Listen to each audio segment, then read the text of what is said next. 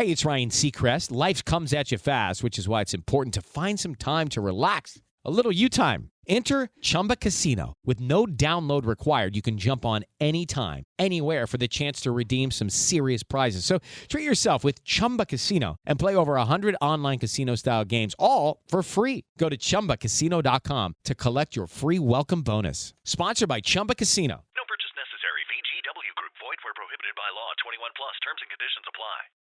Hello listeners, I'm your speaker Casey, and welcome to the fourth and final part of the Laurie Vallow Chad Daybell story. The story that we have covered in some depth and will now conclude with where this case stands today. At the end of part 3, 2 sets of remains had been found on the Daybell property and Chad was arrested. This meant that both Laurie and Chad were jailed and awaiting further legal action. Before we get back into things, I just wanted to remind everyone that these episodes come with a trigger warning of violence, abuse, and murder.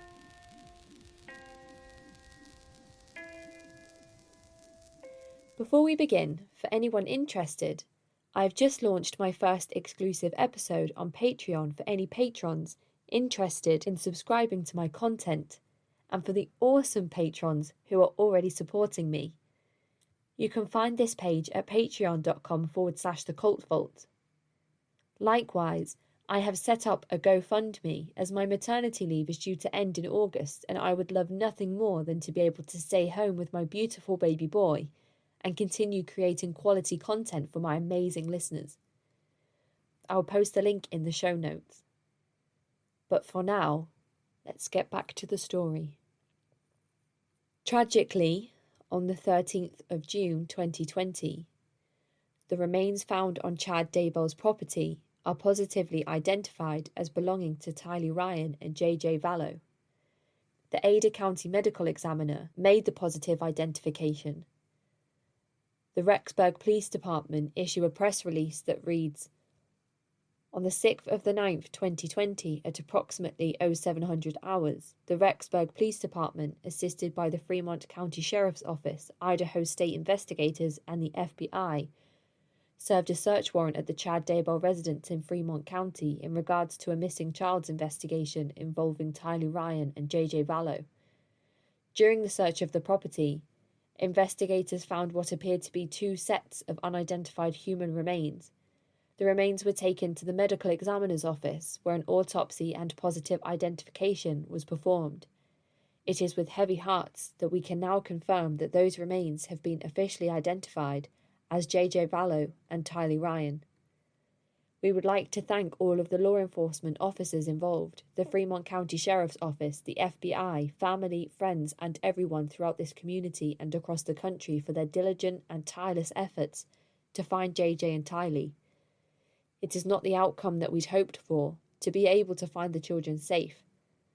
Our hearts and prayers go out to the families of JJ and Tylee. This investigation is still active and ongoing." This came from Assistant Chief Hagan in the Rexburg Police Department. Chad's brother releases a statement that reads, "The events of the past 9 months have weighed heavily on our family. It has been one of the most difficult things we have ever had to go through. Some in our extended family are still struggling to accept the reality that Chad could have been involved in something so terribly wrong. On behalf of myself, my wife Heather, and our 4 children, we express our most sincere sympathies to Larry and Kay and to JJ and Tylee's entire extended families. We are devastated by today's news and the apparent role that Chad has played in what has transpired. Heather and I have communicated many times in person and by phone with Larry and Kay over the past several months. They have been examples of courage, strength, and kindness to us throughout this difficult trial that they have been forced to endure. Throughout this ordeal, we have supported one another in pursuit of the truth, and we will continue to do so. They have been praying for our family as we have prayed for them. Our heartfelt love and prayers continue to go out to them and their family at this very difficult time. We also continue to pray for Tammy and Chad's adult children and their spouses. Because of the difficulty of the situation, our relationship with them has been significantly strained. As a result, We have had no contact with them or Chad for the last many months. We do not know where his children stand at this time. As such, we ask for patience and compassion for them and for all of our extended family as we cope with the horrific events that have come to light. Matt and Heather Daybell. Going back to the article discussing how police knew where to search on the property, the rest of it reads, Tylee was last seen alive at Yellowstone National Park with her mother, JJ, and her uncle, Lori Daybell's brother, Alex Cox. Cox was on law enforcement's radar because a few months before the children's disappearance, Cox admitted to shooting and killing Lori's estranged husband, Charles Vallow, in July of 2019. Cox then joined his sister in Rexburg and moved into the same apartment complex where she lived with JJ and Tylee. Surveillance footage also shows Cox visiting a Rexburg storage facility in October several times with Chad and Lori Daybell. Police used data from Cox's cell phone to pinpoint his location during and after the Yellowstone trip. The records showed Cox went to his sister's apartment at 3:37 a.m. on September the 9th, the day after Tylee Ryan was last seen alive.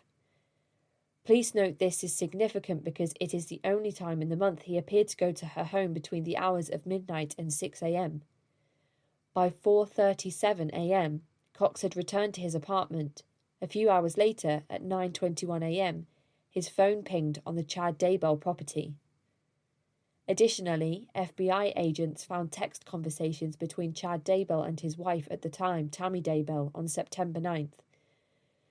The text conversations read, Chad, 11:53 a.m. Well, I've had an interesting morning. Felt I should burn all of the limb debris by the fire pit before it got too soaked by the coming storms. While did so, spotted big raccoon along the fence. Hurried and got my gun. And he was still walking along. Got close enough that one shot did the trick. He is now in our pet cemetery. Fun times. Chad, 11:56 a.m. Gonna shower now, then go right for a while at BYU. Love you. Tammy, 2:47 p.m. Good for you. Chad, 2:48 p.m. I'm back home now. Tammy Daybell died in her sleep on October 19th. Her body was later exhumed by police to investigate her cause of death. Chad Daybell married Lori Vallow a few weeks after his late wife's death.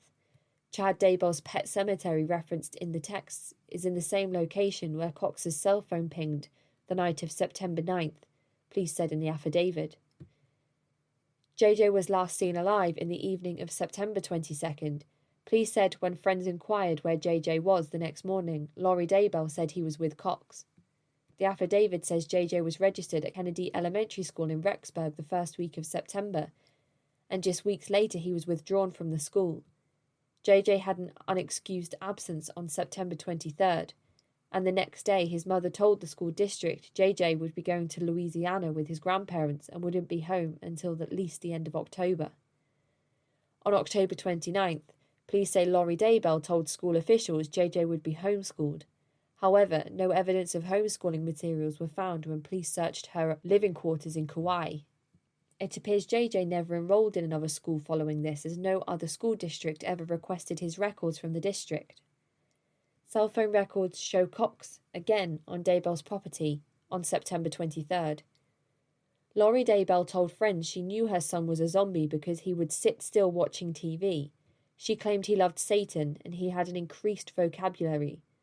On the night of September 23rd, friends said they were preparing to record a podcast and JJ was acting up, so Cox took him to his apartment. When Cox returned later, he was carrying JJ, who appeared to be asleep with his head on Alex's shoulder. The friend who told police this detail said he remembered it specifically because he saw it as a tender moment.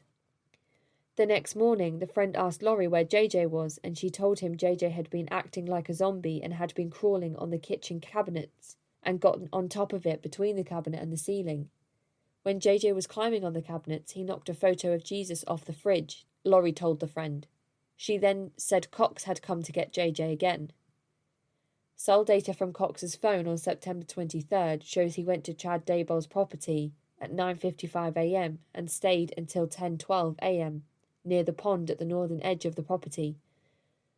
Cox only went to Daybell's property 4 times in September. Cell phone records show September 6th, Cox stays at Chad Daybell's property for about 10 minutes. All pings were in and around the house, no pings anywhere in the backyard near the fire pit or pond. This is 2 days before Tylee was last seen alive. September 9th. Cox arrives at 9:21 a.m. behind Chad Daybell's house near the east end of the barn the day after Tylee was last seen alive. Cox is still at the home at 10:39 a.m. Cox's phone pings at 10:47 a.m. in St. Anthony. However, police say in the affidavit they were unable to tell if he was actually inside the city limits of St. Anthony at that time. It is Ryan Seacrest here. There was a recent social media trend which consisted of flying on a plane with no music, no movies, no entertainment. But a better trend would be going to ChumbaCasino.com. It's like having a mini social casino in your pocket. Chumba Casino has over 100 online casino-style games, all absolutely free. It's the most fun you can have online and on a plane. So grab your free welcome bonus now at ChumbaCasino.com. Sponsored by Chumba Casino. No purchase necessary. VGW Group. Void where prohibited by law. 21 plus. Terms and conditions apply. St. Anthony is about a 5-minute drive from Chad Daybell's residence. Cox is at Chad Daybell's property from 10:57 a.m. to 11:39 a.m. Cox is at Del Taco in Rexburg from 11:52 a.m. to 12:02 p.m. His entire visit at Chad Daybell's home lasted around 2.5 hours. Chad Daybell texts his wife about burning limb debris at 11:53 a.m. September 23rd. Cox stayed on Chad Daybell's property for about 17 minutes. This is the day JJ had an unexcused absence from school. September 25th, 2 days later, Cox stays on Chad Daybell's property for about 15 minutes. All pings were in and around the house, no pings anywhere in the backyard near the fire pit or pond. This is only 3 days after JJ was last seen alive. In December, Cox had blood clots in his lungs and died of natural causes, according to the report from the county medical examiner. Surveillance footage showed Cox visiting a Rexburg storage facility in October several times with Chad and Laurie Daybell. Police searched Chad Daybell's home on June 9th after identifying multiple sites of interest, the pet cemetery and the locations of Cox's cell phone from September 10th to September 23rd.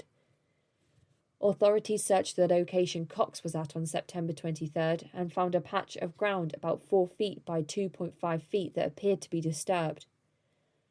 Underneath the top layer of sod, police found several large flat rocks and flat panelling underneath the rocks. Under the panelling was a large round object wrapped in black plastic. Authorities cut into the black plastic, discovered another layer of white plastic, and underneath that were human remains. Authorities searched the second site near the pet cemetery where Cox had been on September 9th and found animal remains. As they dug down further, they found bricks about 1 foot below the ground. 2 charred bones were found, but officials weren't immediately able to determine if they were human due to the condition of the bones. As investigators kept searching this area, they found charred tissue and more bones, which were positively identified as human remains. A few days after the remains were discovered, family and authorities confirmed that the remains belonged to JJ and Tylee. As of Friday, the children's causes of death had not been released. Chad Daybell has been charged with 2 counts of concealment of evidence, both felonies, and later pleaded not guilty. On June 10th, Annie Cushing, the lady whose timeline we are following for this entire saga, who pieced all of this information together, who provided a large chunk of the source material that I have used for all 4 parts of this podcast series, Tylee and JJ's aunt, released this official statement. Thank you for the overwhelming outpouring of love for Tylee and JJ throughout this crisis.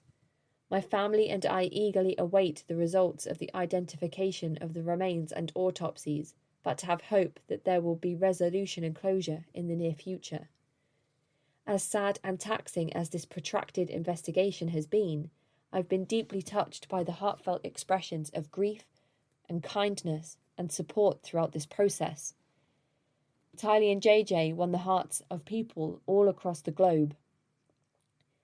I've seen and have been impacted by both the worst and best of humanity.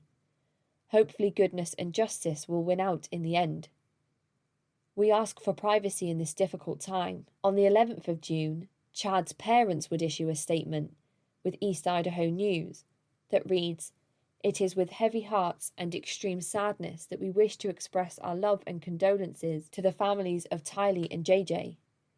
We especially want to convey our sorrow to Larry and Kay Woodcock and Colby Ryan for the pain and suffering they have endured for many months, and especially at this time. We have hoped and prayed over the many months for the safety and well-being of JJ and Tylee, and we are devastated by their passing. We are heartbroken that these beautiful children's lives were ended tragically and prematurely, and for the emptiness and pain it leaves in the lives of their loved ones. We also continue to mourn for Tammy, who has been a daughter and sister to us and part of our family for nearly 30 years. She was the sweetest and kindest person and a wonderful mother to her children. The lives of her children have been devastated since she passed away, and through the events of the past months and recent days, we empathise and know that for every family and loved one involved, healing may take a lifetime. We send our most sincere love and prayers to all who are suffering and grieving at this time, the Daybell family." Also on June 11th, Fox13now.com released an article with a statement from Chad's neighbours explaining how he acted strange around the time of the children's disappearance. The article reads, "A neighbour who lives across the street from Chad Daybell is describing what he saw in the months after 2 children went missing. The remains of those children were discovered on Daybell's property. Family members confirmed the remains recovered by Rexburg Police and the FBI belonged to Joshua J.J. Vallow and Tylee Ryan. JJ would have recently turned 18 years old, and Tylee was 17. Both disappeared at different times from Rexburg, Idaho, last September." Matthew Price said he's lived across the street from Chad Daybell. Matthew Price said he's lived across the street from Chad Daybell the entire time that Chad and his family have lived here in Idaho. He's been following the investigation into the missing children and the suspicions that centred on his neighbour. "We've been very concerned the whole time for JJ and Tylee," Matthew said. He watched out his windows from his yard as law enforcement spent 2 days digging in Chad's yard and searching the property.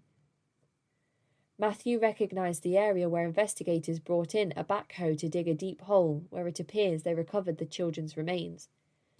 Now that he thinks back, he is remembering some incidents that stand out in that exact spot. "We noticed they were having a few bonfires that were kind of out of the ordinary," he explained.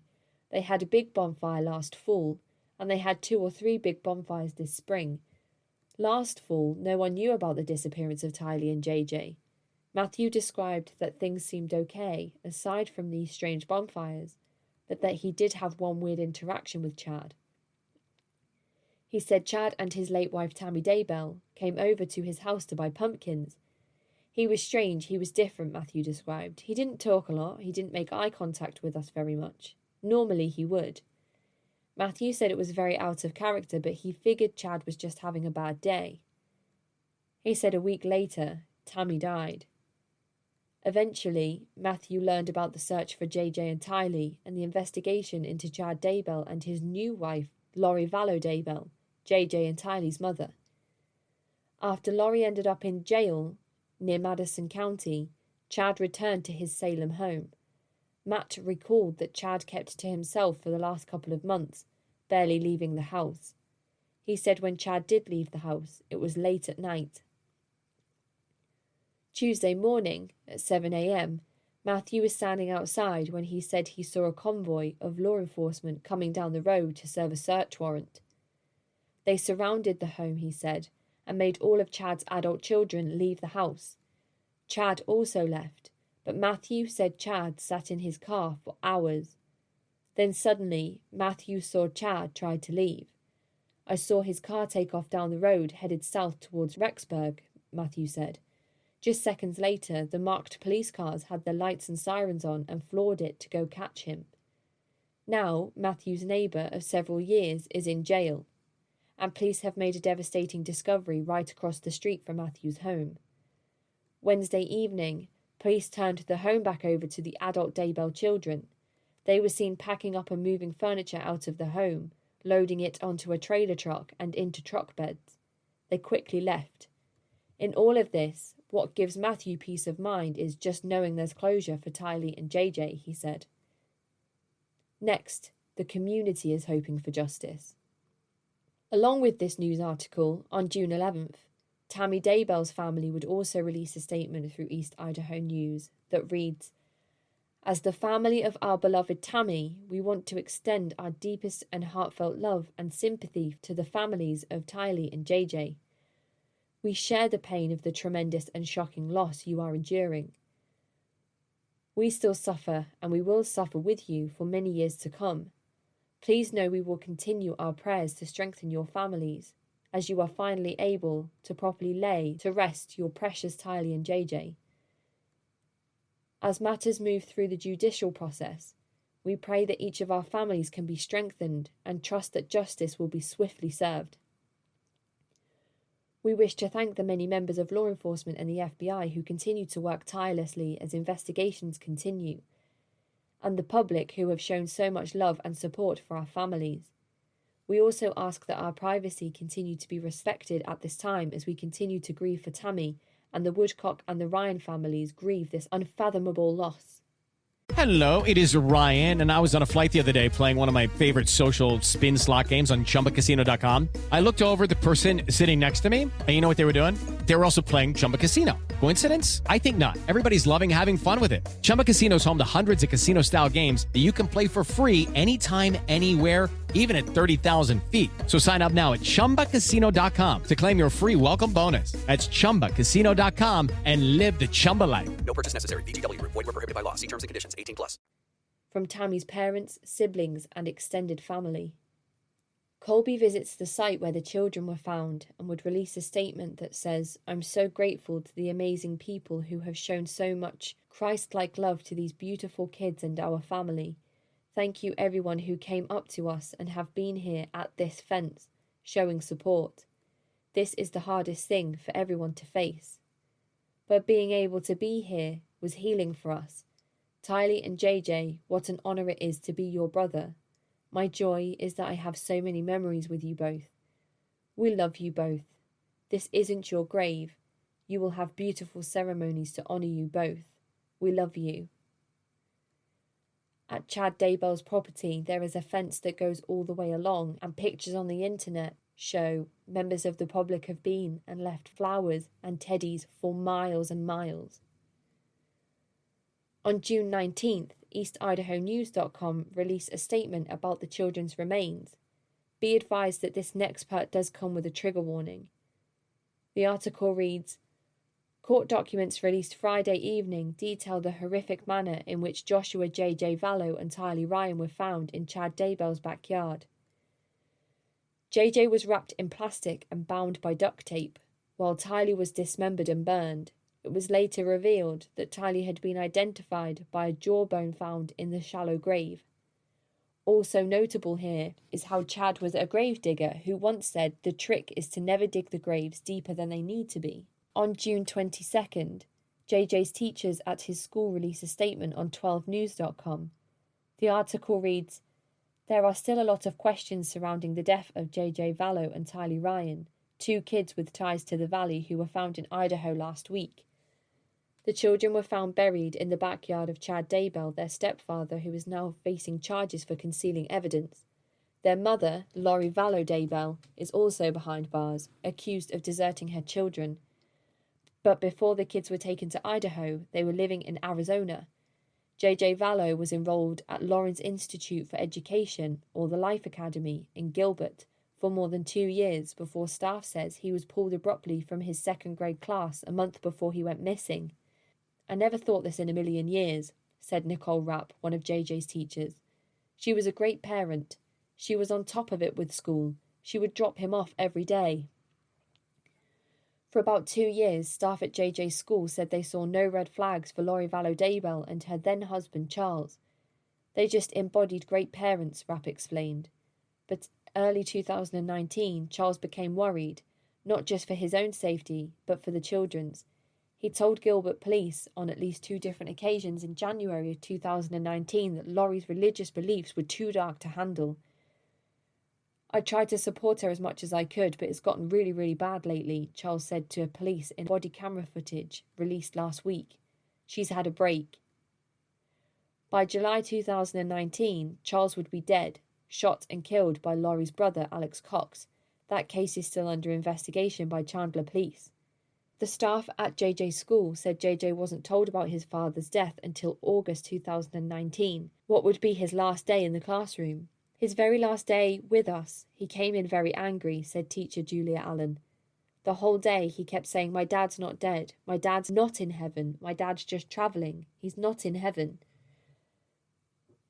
On the 25th of June, EastIdahoNews.com would release an article explaining that further testing had been requested on the remains of Tylee and JJ. The article reads, "Additional testing is underway on the bodies of Tylee Ryan and JJ Vallow after the Ada County Coroner's Office completed autopsies earlier this month. Outside and ancillary testing has been ordered and will take several weeks to return. Once all the results are received, the forensic pathologist's report will be provided to the Fremont County Coroner," Ada County Coroner Dottie Owens said in a news release.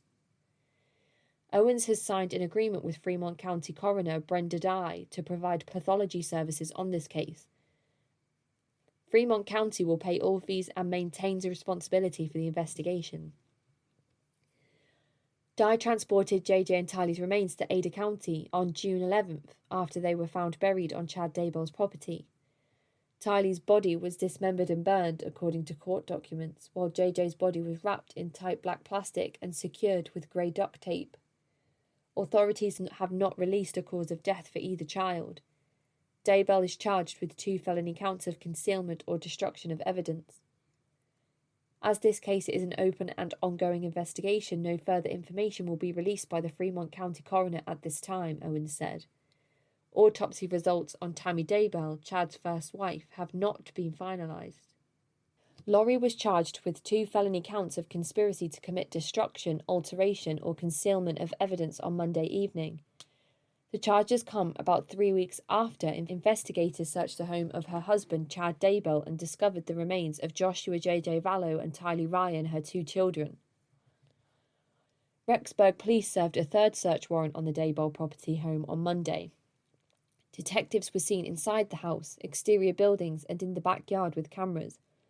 They left with brown evidence bags.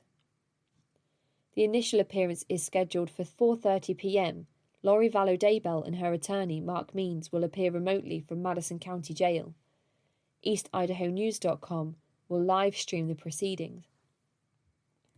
On this day, Lori goes to court and is faced with new charges. Notably, on the 1st of July, she would actually have her charges dropped, but these would be the charges of child abandonment, which no longer apply, as tragically the children are deceased. These charges also needed to be dropped in order to free up the legal system of dates no longer needed for court, so that the legal team could build a case against Lori with new charges, most likely pertaining to murder, attempted murder, conspiracy to commit murder, etc. When Lori was faced with new charges on the 30th, she appeared to cry in court. An article on EastIdahoNews.com reads, St. Anthony. Lori Vallow Daybell appeared to wipe away tears Tuesday afternoon during her initial court appearance on 2 felony charges of conspiracy to commit destruction, alteration, or concealment of evidence. Lori and her attorney Mark Means participated in the hearing via Zoom from the Madison County Courthouse due to COVID-19 concerns. Judge Farron Eddins presided and Madison County prosecuting attorney Rob Wood joined from the office. Daybell's son and daughter-in-law, Colby and Kelsey Ryan, appeared on screen during the proceedings, and Eddins noted that Kay and Larry Woodcock, J.J. Vallow's grandparents, were listening into the hearing. Colby appeared stoic throughout much of his mother's court appearance. Lori appeared in a long-sleeved blue shirt. She and Mark Means were wearing protective masks, which hid their expressions. She was able to see Colby on a large screen. She softly responded yes after Eddins read the criminal charges to her and asked if she understood them. She wiped her tears and reached for a tissue when Eddins mentioned Laurie's daughter Tylee Ryan, whose remains, along with JJ's, were found buried in Chad Daybell's backyard in the Salem area of Fremont County on June 9th. Laurie is accused of conspiring with Chad Daybell to willfully and knowingly combine, conspire, and confederate and agree to commit destruction, alteration, or concealment of evidence. Regarding the remains of Tylee and JJ, police say the two lied to them about where the children were and refused to cooperate with law enforcement in their investigation. The hearing lasted about 15 minutes and Eddins kept Daybell's bond at $1 million. If she is able to post bail, she must reside in Jefferson, Madison, or Fremont counties. She will also be required to wear an ankle monitor. Laurie is also facing 2 charges of desertion of children in Madison County, where she has been housed since March. Her husband is in the Fremont County Jail on 2 charges of destruction, alteration, or concealment of evidence, with his bail also set for $1 million. Before the hearing ended, Eddins asked Mark Means if he had ever represented any other people associated with this case. He responded that he had not, and Wood interrupted. "Your Honour, I need to interject. At a bail reduction here in Madison County, Mr. Means did represent to the court that he was also representing Mr. Daybell. There was no criminal matter against him at the time, but I think that is appropriate to know." Means did tweet on April 28th that his office was representing Chad Daybell and anyone wanting to reach him needed to contact Mark Means. Eddins asked Wood and Means to each submit an explanation regarding the issue so the case can move forward. Daybell's next court hearing is scheduled for August 10th and 11th. On July 1st, a statement was released with East Idaho News explaining that there will be a service held for the children. It reads, "To the countless people who have loved and come to love our angels, JJ and Tylee, we thank you for the endless prayers and kind words of encouragement. You have truly uplifted and carried us through this nightmare. Hello, it is Ryan, and we could all use an extra bright spot in our day, couldn't we? Just to make up for things like sitting in traffic, doing the dishes, counting your steps, all the mundane stuff. That is why I'm such a big fan of Chumba Casino. Chumba Casino has all your favorite social casino-style games that you can play for free anytime, anywhere with daily bonuses. That should brighten your day a little. Actually, a lot. So sign up now at ChumbaCasino.com. That's ChumbaCasino.com. No purchase necessary. VGW Group. Void where prohibited by law. See terms and conditions. 18+. For that, we can never express the depth of our gratitude. We are humbled by the kindness of strangers and unity shown in hopes of finding the kids. On June 9th, our worst fears were confirmed with discovery of our beloved Tylee Ashlyn Ryan, 16, and Joshua Jackson Vallow, 7. We are utterly devastated trying to comprehend how our children, full of brilliant light and jubilance for life, ended at the hands of those who are supposed to love and protect them. We look towards our Lord and Saviour, Jesus Christ, to give us even the tiniest bit of relief from this unfathomable pain and ultimately find some amount of peace.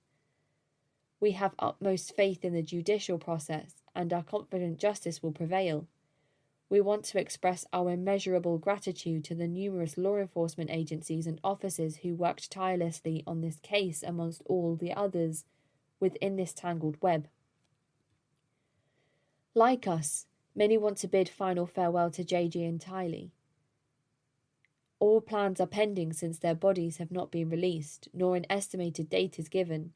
Upon release, we plan public services to be held in Rexburg, Idaho, Phoenix, Arizona, then Lake Charles. Please be assured, once memorial details are finalised, a public statement will be released. God bless all of you for the continued outpouring of love and comfort towards our families. We will never forget how blessed we are to live in a society of immense compassion, especially during these challenging times. We ask you to continue to respect our family's wishes of privacy during this difficult time. Warmest regards, the Ryan, Vallow, Woodcock and Boudreaux families. The next thing to note is that it is anticipated by Laurie Vallow that the 22nd of this month, July, is supposed to be the alleged end of the world that she had been warning her late husband Charles Vallow not to get in the way of. As a god, her mission was to carry out the work of the 144,000 at Christ's second coming. That second coming was imminent, according to Laurie. Jesus was headed to Earth in July 2020, and if Charles got in the way of that mission, Laurie would murder him. This brings us up to where the case stands today. We know a little of Chad and Laurie's strange religious beliefs and have touched slightly on the cult material used within this case. But before I wrap everything up, I wanted to bring you some other pieces of information. Former best friend of Chad, Eric Smith, released a statement about Chad, and he had this to say: "The truth of Chad." Smith, who said he once considered Chad a friend, now believes Chad used his spiritual knowledge and gifts to lure women in. This ability he had to present himself as a real pious human with humility, like a guru, I think he used that. I think he worked that angle on people. Smith told Inside Edition Digital. He was sort of preying on their religious backgrounds and beliefs in spirituality, Smith added. I know Chad is a gifted person spiritually. He does see things, I know he does, and I've tested him on that, and we have some very special conversations on spiritual matters. But when you start to use those gifts to take advantage of people, I think it's pretty sick, and I think you've crossed the line there. The member of Rowe's security team, who asked that his name not be published, said he witnessed Chad manipulate women at the 5 or 6 conferences he attended where Chad spoke. Chad was using his doctrine to groom women, to get them to do something that normally they wouldn't do, the security team member said. Or in other words, give up their creative power to him, for his own gain. He was no longer following the Creator's plan of agency, but he was trying to get women to do things that would give him more power. Chad rose to prominence as an author and publisher after writing fictional books for a largely Mormon audience, including ones that depicted life in an apocalyptic United States before the second coming of Jesus Christ. Lisa, a woman from Utah who asked Inside Edition Digital not to use her real name, said she met Chad in 2007 or 2008 after reading several of his books and helped organise speaking events for him where he would sell his books. When I first met him, I didn't suspect anything. We were selling books, and he was happy to get money. I liked his writing style, and other people did too, Lisa told Inside Edition Digital. Women have asked him for advice, and I don't know if any men did, but I know women would ask him because they felt he had some insight that maybe they didn't. Lisa said she was interested in his views on signs to watch for ahead of the second coming of Jesus. There are certain events, a sequence of events, and because he put it into a fictional story and people are looking forward to that happening, I think what gathered people in was that type of thing. They're looking for some types of clues or information about getting closer to the second coming of Christ. While men attended these events too, Lisa said, there was a large group of women interested in Chad's work. Rowe's security team member and Smith observed the same trend. Women tend to be a lot at these meetings because they're more in tune with their emotions, with the energy of what's going on, more empathetic, the security team member said. They would always come to him. Sometimes they would have a table with his books and be talking. I observed that sometimes he would stand to the side and talk privately, and a few times he would talk privately to just a single woman or a group of women. Smith said he attended several events in people's homes where Chad spoke, and one of them was organised by a small group of women in Rexburg who were interested in talking about polygamy. They were the ones that hosted Chad at one of these particular events, and he was kind of clinging around them. He liked them, I could tell, Smith said. I kind of sensed in some of those conversations they were discussing some yucky stuff. I honestly don't know if Chad had conversations with them about those things, but I do know that there are little groups of women, different groups, that were interested in those really fringe things that are pretty inappropriate and divisive for families. Rowe and Smith said Chad made lists of who he believed people had been in their past lives. Rowe said during meetings at the Brigham Young University Idaho campus, Chad would share those lists with her. Every time I'd seen him, a month later, there would be more and more people on this list, she explained. He would try to use my gifts to ask questions and to see if I would confirm for him some of what he was being told. In addition to mapping people's past lives, Chad was also assigning people numbers related to their estate level or ascension level, and whether their spirit was light or dark, Rowe said. In an October 30th, 2018 email obtained by Fox 10 Phoenix from Chad to Lori, Chad ranked Lori's family, including her husband Charles Vallow and children JJ, Tylee and Colby. Rowe said Chad had sent her a similar list ranking her own family members, but Rowe said she was disturbed by Chad's lists, believing it was not his place to judge people in that way. Her husband expressed his concerns too. I was really disturbed that he was ranking people in the church and people in his ward, Rowe said.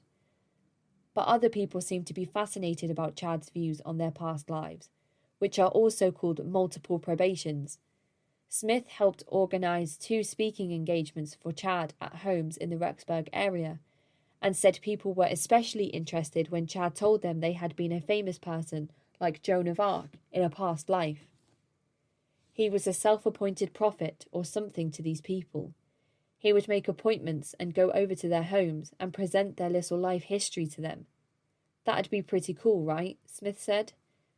You'd know who you were, and when you lived and where, and what you did. That's pretty appealing to people.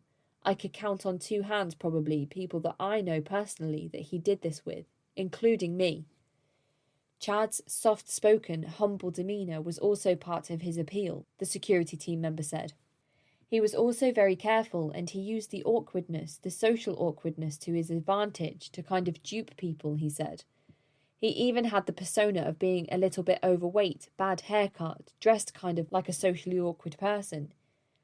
At the bigger conferences, women approached Chad to ask about their past lives, the security team member said. These women would want to know things, and he put himself out there like he could see things, so that they would say, well, who was I? Having multiple lives is not new doctrine, he said. There's many religions who believe in it a lot, and lots of people who believe in it. It's not uncommon. What's uncommon is what Chad did with it.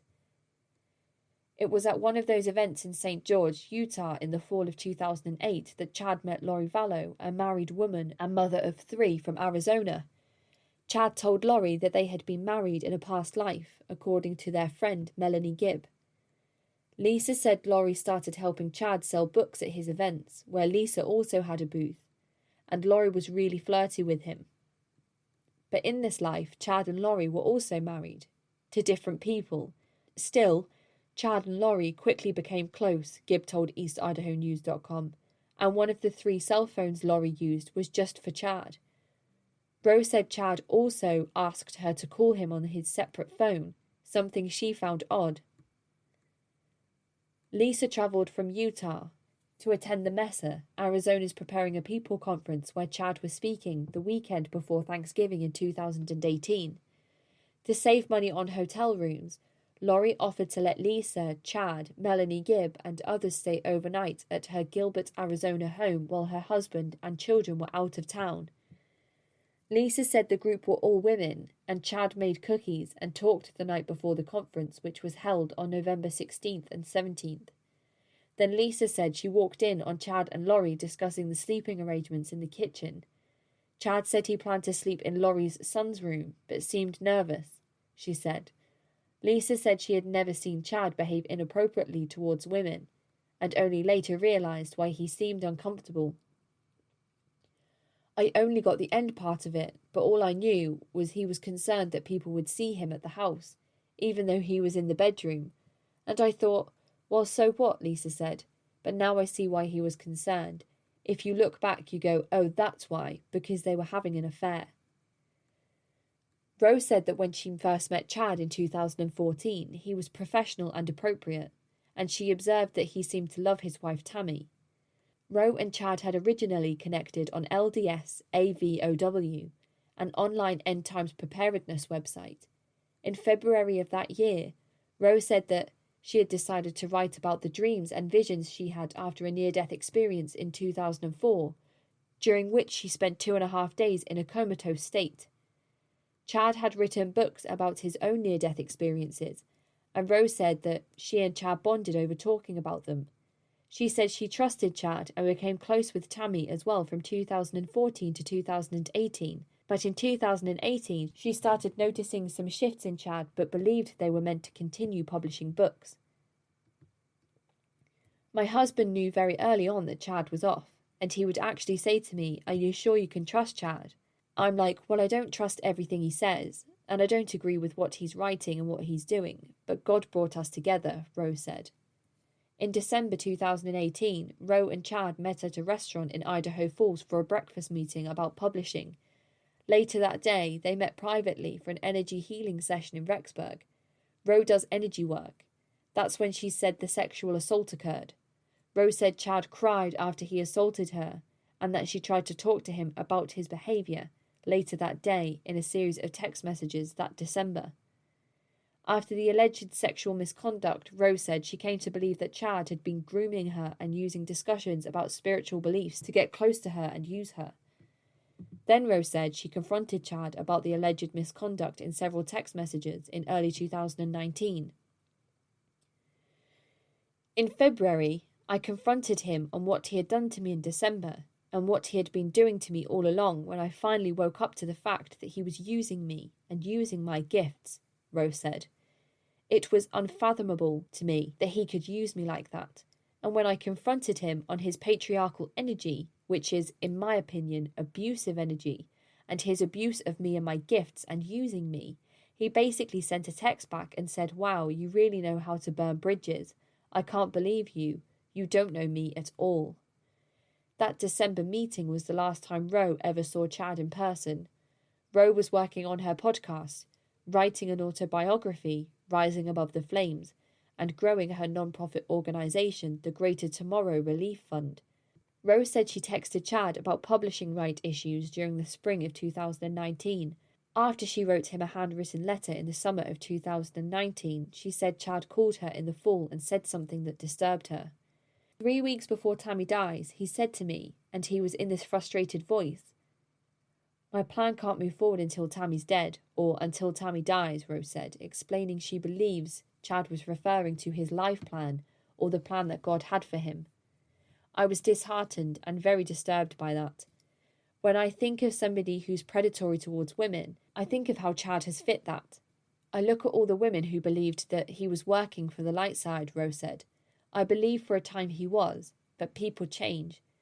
It's unfortunate how many lives can be affected by one choice. It just makes me wonder if Chad had unfulfilled desires and then mixed that with the gifts and the position and status and his ability to appeal to people, and it just created this perfect firestorm of scandal.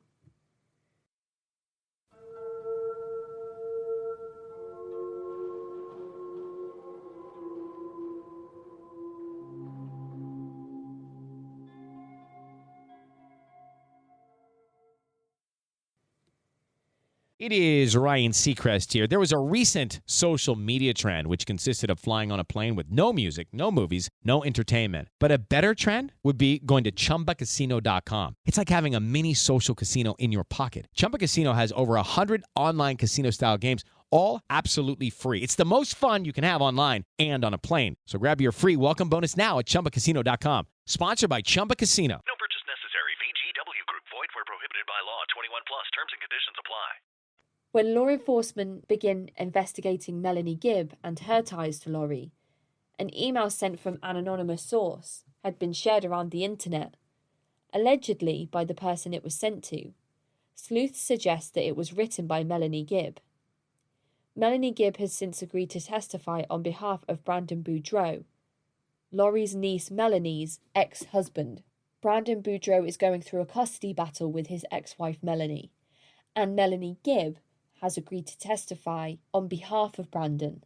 Some of the terms of this email are difficult to understand, and I apologise in advance for anything that I mispronounce, but we will go through some of the terms at the end of the email. Chad Daybell and Laurie Vallow. They met technically September 23rd, 2019 through Jason Mao at Temple.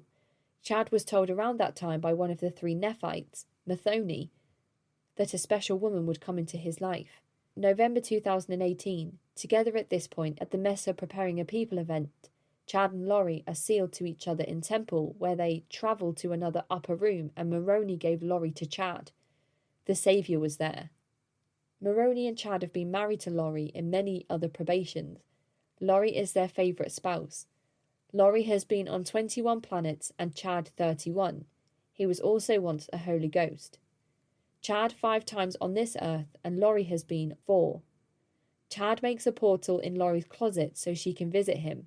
At this time, Chad told Melanie he has no relationship or interest in Julie Rowe. He had also previously said he didn't want anything to do with Suzanne Freeman. Laurie and Chad believe they are in charge of gathering the couples for the 144,000. They make charts of who the people are and who is sealed to who and how many probations they've had and who they have been in past lives. On a side note, it's important here, I think, to note that they are charged with the gathering of couples, which might explain why Laurie's niece Melanie suddenly remarried to somebody within the LDS church and somebody involved in Chad and Laurie's business, as well as Alex suddenly remarrying to Zulema Pastines, who was also involved in Chad and Laurie's work. This chart was on Chad's computer and in his email, so it is now public property. The 12 apostles are on this list. Tammy is on this list and was put down as being married to John the Beloved, who is also Enoch. Chad calls Laurie and tells her that Charles is now Ned Snyder. Laurie tells Charles he has become a zombie. His spirit has been hijacked by an evil spirit and his spirit is in limbo. He was hijacked again and became Garrett. He then became Eblos. During this time, Laurie is completely open to Charles, who she thinks she is. When she met Chad, she had already been translated in her mind and stopped wearing garments because they are meant to be protection and she no longer needs it. Charles files for divorce and does a business trip to Texas. Laurie received a revelation that Charles will die in an accident on his way home from Texas.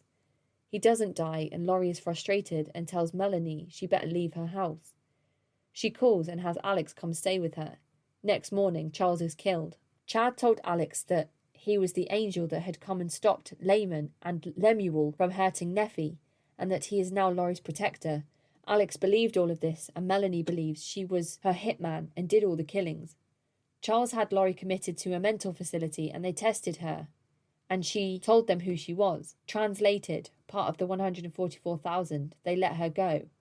July 11th, 2019, Charles is killed. September 2019, Laurie moves with kids to Rexburg.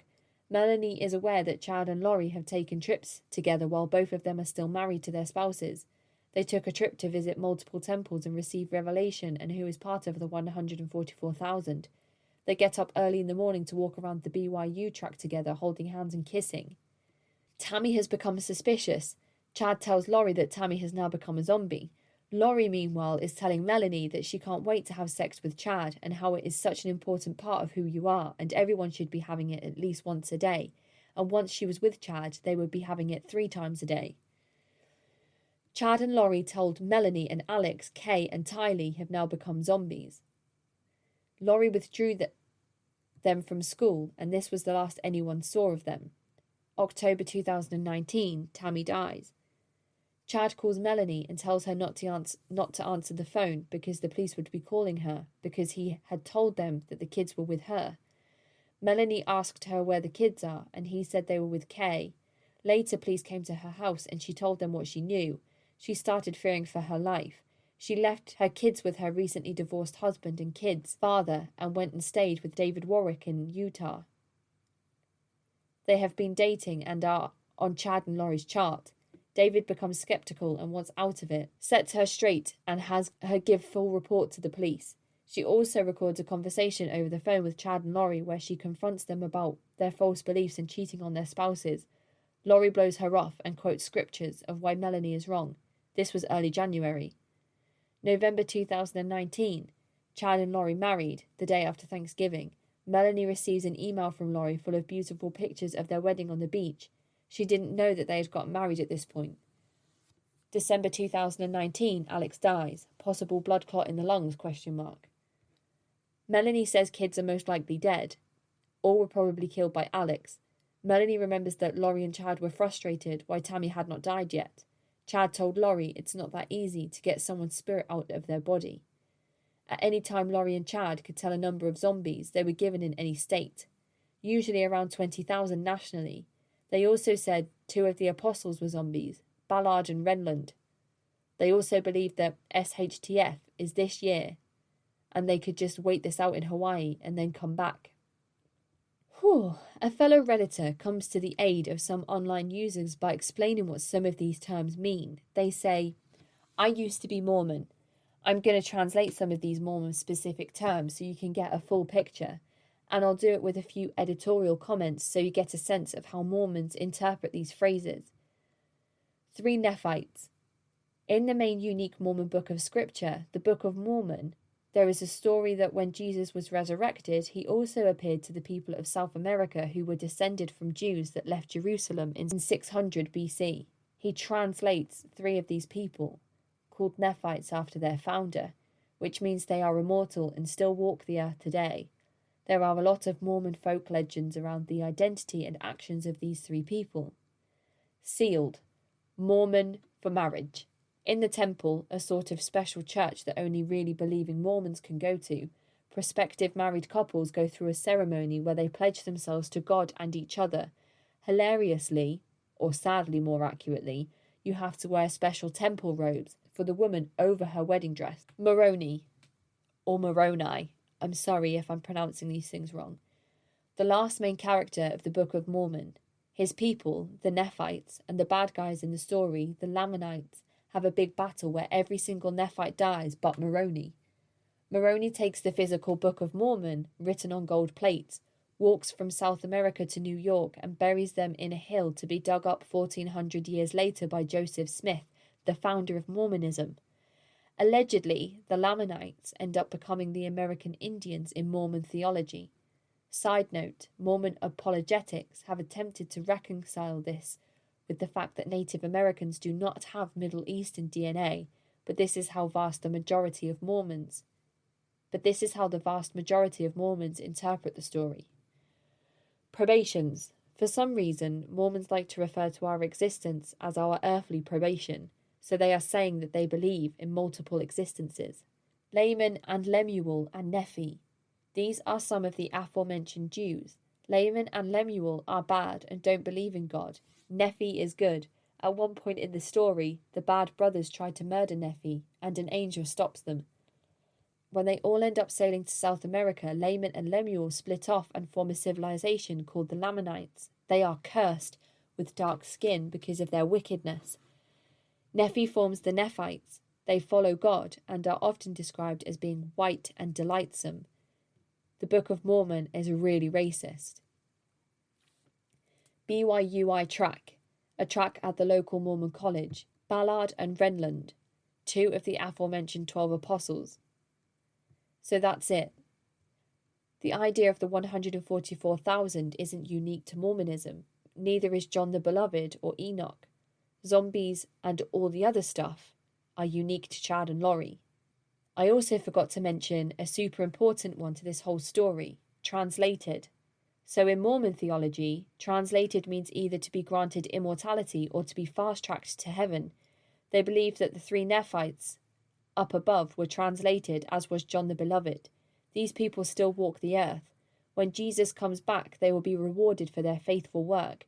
They believe also the prophet Enoch, from the Bible, led a city of people who were so righteous that they were taken straight to heaven. Melanie Gibb goes on to explain some of Chad and Laurie's cult beliefs in an article with EastIdahoNews.com. Step into the world of power, loyalty, and luck. I'm gonna make him an offer he can't refuse. With family, cannolis, and spins mean everything. Now, you wanna get mixed up in the family business. Introducing The Godfather at ChumbaCasino.com. Test your luck in the shadowy world of The Godfather slot. Someday, I will call upon you to do a service for me. Play The Godfather now at ChumbaCasino.com. Welcome to the family. No purchase necessary. VGW Group. Void where prohibited by law. 21 plus. Terms and conditions apply. It reads, Melanie Gibb likely knows more about Chad and Laurie Daybell's relationship than anyone else. She was Laurie's best friend, attended conferences where Chad spoke, and was with them the moment they met. She saw the pair's friendship quickly turn into something more, and says Laurie confided intimate details about the couple's activities, beliefs, and future together. Gibb is an extremely private person who has been in hiding since December.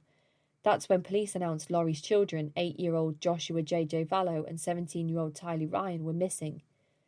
Their mother has refused to say where they were, and is in Madison County Jail on 2 charges of desertion and non-support of a dependent child. After remaining silent for 5 months, Gibb is speaking exclusively with EastIdahoNews.com about the case, what she knows, where she believes JJ and Tylee are, and how she got sucked into Chad and Lori's religious circle.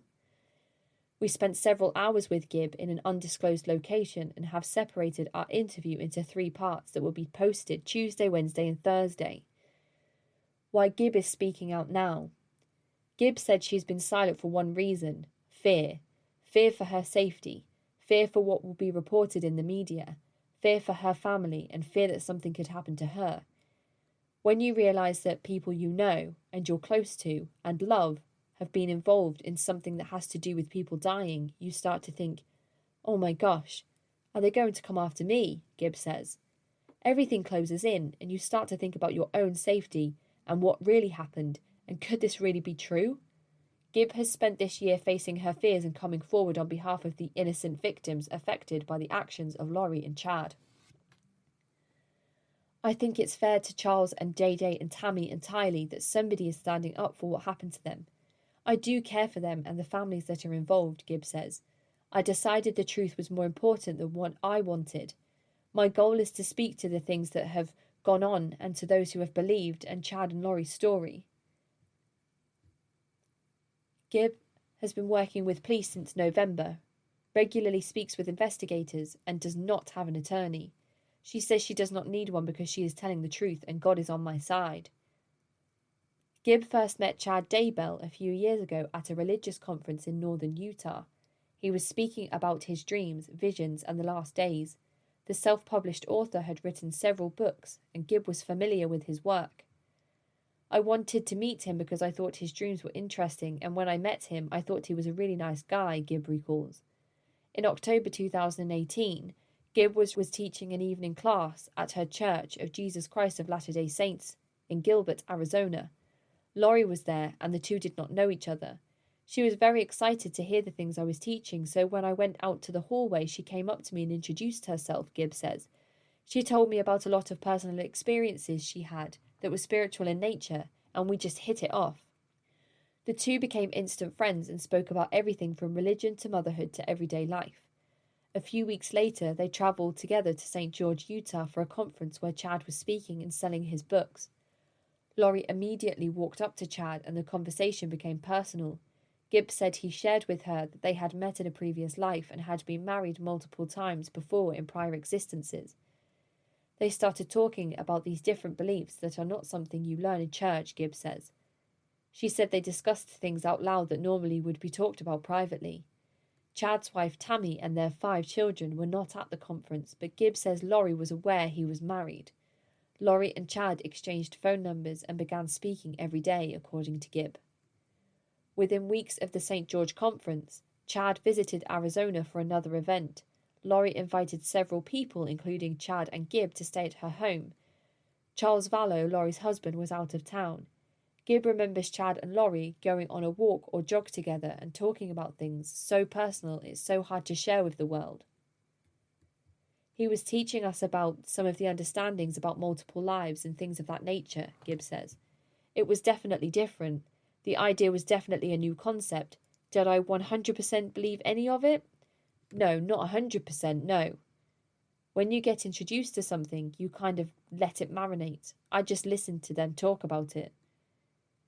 Gibb says Chad's teachings did not represent the doctrine of the Church of Jesus Christ of Latter-day Saints. He met one-on-one with people and never held official gatherings or group meetings to discuss the concept. A lot of people have different ideas. Is this a cult? Is this not a cult? I would just say from the beginning it felt like he was talking to individuals, Gibb says. After the Arizona event, Chad and Lori continued speaking with each other every day. Lori had 3 phones, one designated solely for Chad, and he had a special phone for their private conversations, according to Gibb. At one point, Gibb suggested the pair should divorce from their spouses, but Lori told her they were not allowed to because of information they were receiving from the other side of the veil. Chad and Lori believed that they were the head of the 144,000 chosen people who were to prepare the world for a second coming of Jesus Christ. Gibbs says they made her feel special and told her that she was an elect, or chosen. Gibbs said she thought their beliefs were a little unusual. When she taught me, she was always leading me to believe they were true, and there would be times I would say, "Do you think that's a good idea?" I didn't voice much opposition, but just listened more, Gibbs says. Gibb remembers the first time she met Charles, Laurie's fourth husband. They were having a barbecue at the Vallow's home, and the kids were in the swimming pool.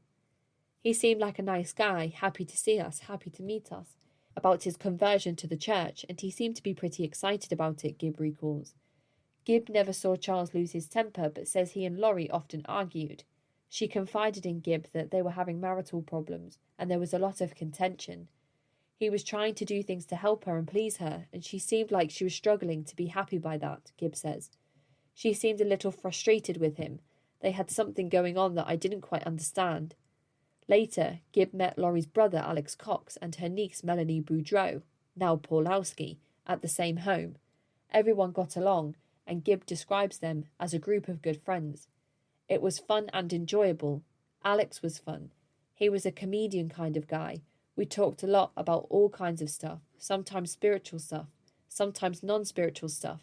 In the beginning, it was just more casual, Gibb says. Melanie Paulowski was fun. I really loved Melanie. She seemed that she had a lot of strife going on in her life, and she was really worried about her family. The group didn't get together often, but remained close as Chad continued to share his unusual teachings. Laurie eventually stopped going to church but would attend the temple as often as she could. It was her favourite place, according to Gibb, and even though she was still married to Charles and Chad was married to Tammy, they would go to temple together. One day, Laurie told Gibb she was sealed to Chad. Latter-day Saints believe relationships continue after death for a husband and wife who are sealed in the temple. Sealings are performed by officiators in the temple and are recorded in church records. People cannot be sealed to a second spouse if they are legally married to a living person already. Laurie said they felt they were sealed by those on the other side of the veil that had the authority to do that, Gibbs says. She said it was okay that they did this because they had been married so many times before that their current spouses would understand someday. Other teachings alarmed Gibb, such as Chad creating a spiritual portal in Laurie's closet or other places. A portal is a spot where he said a prayer or something to create the portal. I wasn't there, so I don't know, but it was a way for them to interact spiritually, Gibb says. I thought it was different. I thought, how do you do that? It was pretty extreme, but to me, everything was new. Gibb says Chad had an extensive chart that ranked people based on their spiritual level. It showed biblical apostles, the current Latter-day Saint 12 apostles, celebrities, friends and family members. It was 4 pages, and Gibb said it detailed how many lives each of the people had lived, whether they were dark or light spirits, their previous names and other bizarre information. Laurie had experienced 21 lives and Chad was on his 31st life, according to the chart. Both had lived 5 lives on Earth, and Chad was considered a Holy Ghost. It should be noted here that this information differs slightly from what Julie Rowe was saying previously. She said she always had a little bit of doubt about what Chad was saying, and Laurie did too. 2 to 3 times Laurie said to me, if Chad is Satan, he sure is a good one. That tends to lead me to believe she wasn't 100% convinced either. Chad and Laurie only seemed to share these extreme beliefs with those who were close to them. Looking back now, Gibb believes they kept it private so their church membership would not be in jeopardy. When you go in the temple, there are certain questions they ask to see if your belief systems are consistent with the doctrine, Gibb says. They were inconsistent, so there's the reason they were being so secretive about it. She said their doctrine was not affiliated with any Christianity she knew of. It's not doctrine that comes from Jesus Christ, it comes from the adversary, or devil, she said. One person notes how in an early autobiography, Ryan Seacrest here. When you have a busy schedule, it's important to maximize your downtime. One of the best ways to do that is by going to ChumbaCasino.com. Chumba Casino has all your favorite social casino games like spin slots, bingo, and solitaire that you can play for free for a chance to redeem some serious prizes. So hop on to ChumbaCasino.com now and live the Chumba life. Sponsored by Chumba Casino. No purchase necessary. VGW Group. Void where Plus. Terms and conditions apply. Chad writes, "Then I smashed it with my shoe. I spotted another one, then another one. I got a strange satisfaction from it. I kept count. After about half an hour, I had killed 120 bees." Somebody online says this could be an early indication of Chad's psychopathy. Another person posts a section from his autobiography that reads, "It was only fitting that Tammy and I had our engagement photos taken in the cemetery. Here we are being a bit playful." You can see in the picture that Tammy is leaning on a headstone with her hand above her eyes as if she were looking out into the distance with a smile on her face, and Chad is peeking out from behind the headstone, smiling up at Tammy. Another person online, on the Laurie Vallow Reddit thread, goes on to talk about how Chad thinks he is Joseph Smith, and a lot of what he preaches is in line with what Joseph Smith was preaching and the ideals within Mormonism. The Redditor goes into detail saying, "I think a lot of people think that Chad made this stuff up or tried to create a new cult. The stuff that Chad believes, although he may have used the terminology differently, was very different to what Joseph Smith and his family themselves believed and practiced. Although the Mormon Church has left a lot of this behind, if you've ever done a study on Joseph Smith and the occult, you'd understand what Chad was saying is in line with the thinking of Joseph Smith. Also, I don't mean to offend anyone who is Mormon. I realise that the Mormon Church doesn't still practice a lot of these things, but it's also important to know where the religion came from and how it started. This is very important to the case as it deals with why Chad called himself a seer, why certain dates were important, why he communicated with the dead and thought he had some special magical powers, why him and Laurie had things on their list like deciphering ancient text, all things Smith claimed to have done.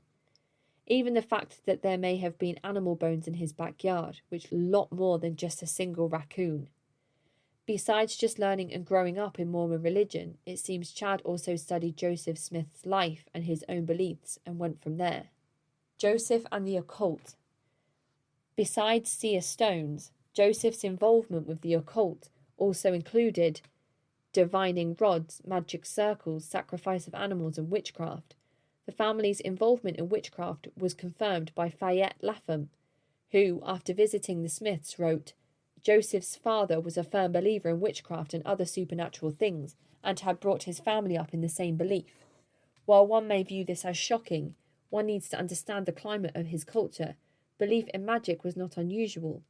Mormon historian B.H. Roberts acknowledged that Smith's family believed in fortune-telling, warlocks and witches, and added that to be credulous in such things was to be normal people. Joseph's use of peepstones and divining rods. Peepstones Joseph learned how to use peepstones from his father, Joseph Smith Sr. Placing them in a hat, he would receive revelation on buried treasure locations. Known as a money digger, he hired out to locate these caches. An affidavit by David Stafford confirmed that the general employment of the Smith family was money digging and fortune telling. Joseph therefore naturally followed in his father's footsteps, even long before he claimed to find the gold plates of the Book of Mormon through his peepstone.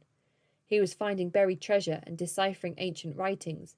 In one instance, according to William R. Hine, he gazed into his stone and saw Captain Kidd sailing on the Susquehanna River, and that he buried 2 pots of gold and silver.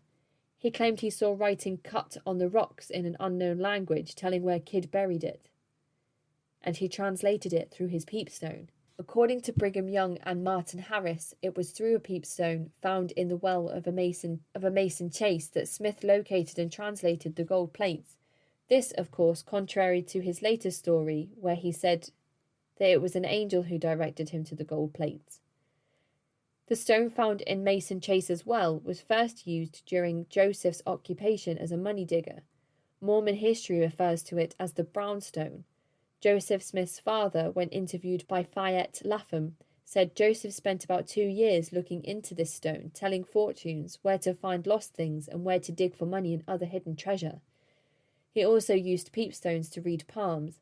The Mormon practice of giving patriarchal blessings is no doubt the outgrowth of Smith's fortune-telling practice. He also had a white stone called an Urim or Thummim. It is with this stone, rather than the brown one, that he claimed to translate the Book of Abraham. Joseph's use of magic circles. The magic circles Joseph's mother mentioned in their use of the faculty of Abrach to find treasures were the same as witches use. For example, William Stafford, a contemporary of Smith, tells how Joseph said there was a buried chest of gold guarded by an evil spirit. For example, William Stafford, a contemporary of Smith, tells how Joseph said there was a buried chest of gold watches guarded by an evil spirit. To pacify the spirit, he ordered stakes set up in the form of a circle. He then sent a man to obtain a long knife or sword and to march around the spot with drawn weapons to guard against any satanic assaults. Treasure spirits were usually considered evil and were thought to have the power to kill a person unless appeased by magic circles and blood sacrifices. In this activity, Joseph and his father worked in conjunction with each other. Often, while his father was performing this service for customers, Joseph would be in the house using his peepstone to keep track of what the evil spirit was doing. William Stafford again gives an account. Joseph Sr. first made a circle, 12 or 14 feet in diameter. This circle, said he, contained the treasure. He then stuck a row of witch hazel sticks around the said circle for the purpose of keeping off evil spirits. Within this circle he made another, of about 8 or 10 feet in diameter. He walked around 3 times on the periphery of his last circle, muttering to himself something that I could not understand. He then asked leave of absence and went to the house to inquire of young Joseph the cause of our disappointment. He soon returned and said that Joseph had remained all this time in the house, looking in his stone and watching the motion of the evil spirit. He then saw the spirit come up to the ring, and as soon as it beheld the cone which had formed around the rod, Joseph's participation in it caused the money to sink. Joseph's participation in animal sacrifice. Animal sacrifice was part of the treasure divining business. At the time, it was understood that there were both good and bad spirits guarding treasures. According to magic books, white animals were sacrificed to the good spirits and black to the evil. Therefore, Smith produced a black sheep for one occasion, claiming it was the only way to appease the evil spirit of a particular treasure. They were to cut its throat and lead it around in a circle while bleeding. Smith even sacrificed a dog on one occasion. Mr. Stafford, the owner of the sheep, was later asked by M. Wilford Paulson if Smith stole a black sheep from him. Stafford's response was, "No, not exactly. He did miss a black sheep, but soon Joseph came and admitted he took it for sacrifice, but he was willing to work for it. He made wooden sap buckets to fully repay for it." A nephew of William Stafford testified that Joe Smith, the prophet, told my uncle William Stafford he wanted a fat black sheep. He said he wanted to cut its throat and make it walk in a circle 3 times around, and it would prevent a pot of money from leaving. In addition to Smith's peepstones and divining rods, he also carried animal sacrifice into his new religion. For example, he refused to let Willard Richards be ordained an apostle unless a lamb was first slaughtered and sacrificed in the temple. Joseph soon incorporated animal sacrifice into his priesthood. He stated, "It is generally supposed that sacrifice was entirely done away with when the sacrifice of Lord Jesus Christ was offered up, and that there was no necessity for the ordinance of sacrifice in the future. But those who assert this are certainly not acquainted with the duties, privileges, and authority of the priesthood or of the prophets. These sacrifices, as well as every ordinance belonging to the priesthood, will, when the temple of the Lord shall be built, and the sons of Levi be purified, be fully restored and attended to in all their powers, ramifications, and blessings. It is not to be understood that the law of Moses will be established again with all of its rites and variety of ceremonies, that this has never been spoken by the prophets, but those which existed prior to Moses' day, namely, sacrifice will be continued." Melanie Gibb just confirmed more of this in her letter. Chad also had a magic stone which told him things and guided him, just like Smith. He was literally copying him. Chad told Laurie that he was getting information from the Book of Life, that he had access to it. He created a portal and would ask questions with a pendulum. Hello, it is Ryan, and I was on a flight the other day playing one of my favorite social spin slot games on ChumbaCasino.com. I looked over at the person sitting next to me, and you know what they were doing? They were also playing Chumba Casino. Coincidence? I think not. Everybody's loving having fun with it. Chumba Casino is home to hundreds of casino-style games that you can play for free anytime, anywhere, even at 30,000 feet. So sign up now at ChumbaCasino.com to claim your free welcome bonus. That's ChumbaCasino.com and live the Chumba life. No purchase necessary. VGW Group. Void where prohibited by law. See terms and conditions. 18+. I saw him twice with a gold-coloured pointy pendulum with a string attached. The last time I saw Chad and Laurie, he asked questions with the pendulum to see if people were light or dark. That was troubling to me. I thought, this is how he gets answers. He told Laurie that Peter, James and John came to him in 2017 in the mountains, Melanie said. I got together with the Reddit community to discuss thoughts at this time before finishing this saga. So here comes a lot of speculation and theories that are purely unsubstantiated claims but are included just to offer the perspective of what people online and the world might be thinking about this case. Some people are asking whether Laurie's mum plans to address the media or make a statement, because on Dateline she claimed that she spoke to JJ on October 1st, on the phone. She also said that Laurie had told her, "You know me, Mum, the kids are fine," and also said that she was being threatened by people who loved Charles, and that's why she'd put the kids into hiding. She claimed that Laurie stockpiled JJ's medication, and he wouldn't have been without them when they found the pill bottle that hadn't been refilled for months. She claimed that Alex was the most easygoing and relaxed. Laurie's mum and sister claimed that Laurie never spoke of the end of the world to them, and that she put her children's needs in front of her own. Since all of the events around the discovery of the bodies, Laurie's sister and mother seem to have kept themselves far away from any media, and people are wondering if they plan to make an address at any point soon. People online have also speculated about Zulema Pastines and about how she has not addressed the media in any way. People have noted that it is strange she is a herbologist, and a lot of seemingly healthy people have suddenly died of natural causes in this case around the time that she appeared. A lot of people speculate that poison was potentially involved with the killing of Tammy and Alex and the children, and that's why they've ordered extra toxicology tests. Some people have wondered if Chad's kids, or if Tammy even, thought that something strange was going on the Daybell property, although I think it would be unfair to suggest that Chad's kids knew anything at this time. They are also grieving for the loss of their mother.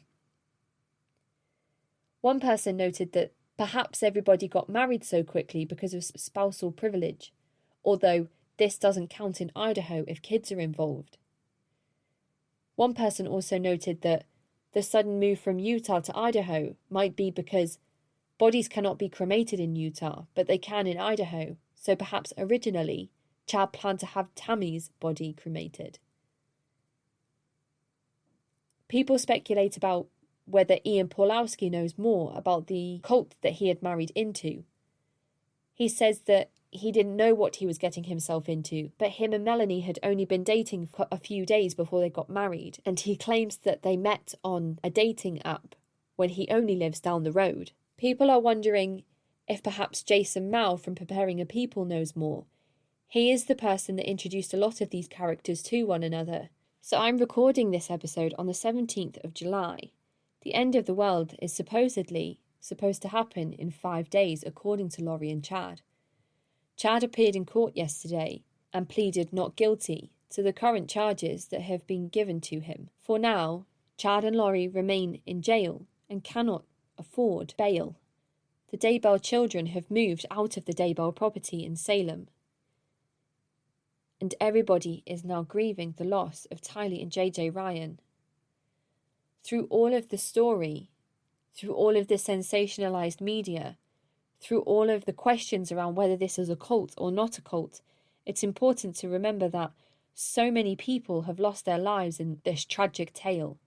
So many people have been affected by the amount of grief and death that surrounds this entire story. And most notably, 2 children have had their lives ended so prematurely. Tylee and JJ seemed like very beautiful, very intelligent, and very loved children, and I'd like to just take a moment of silence to honour their lives.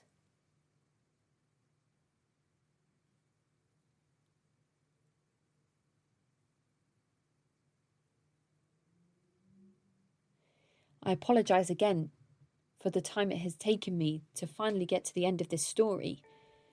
Perhaps there will be a time where I can update everybody once these cases have been through the judicial system. Until that moment, join me next time where I will be talking about Sea-Doo and the troubled teen industry. If you'd like to get in touch, you can do so by emailing me on cultvaultpodcast@gmail.com or follow me on Twitter and Instagram at cultvaultpod.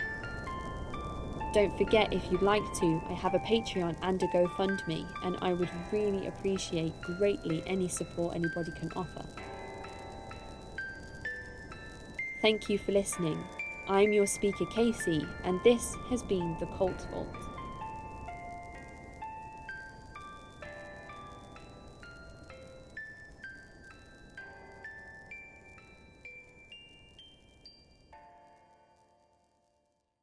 Hello, it is Ryan, and we could all use an extra bright spot in our day, couldn't we? Just to make up for things like sitting in traffic, doing the dishes, counting your steps, all the mundane stuff. That is why I'm such a big fan of Chumba Casino. Chumba Casino has all your favorite social casino-style games that you can play for free anytime, anywhere with daily bonuses. That should brighten your day a little. Actually, a lot. So sign up now at ChumbaCasino.com. That's ChumbaCasino.com. No purchase necessary. VGW Group. Void where prohibited by law. See terms and conditions. 18+.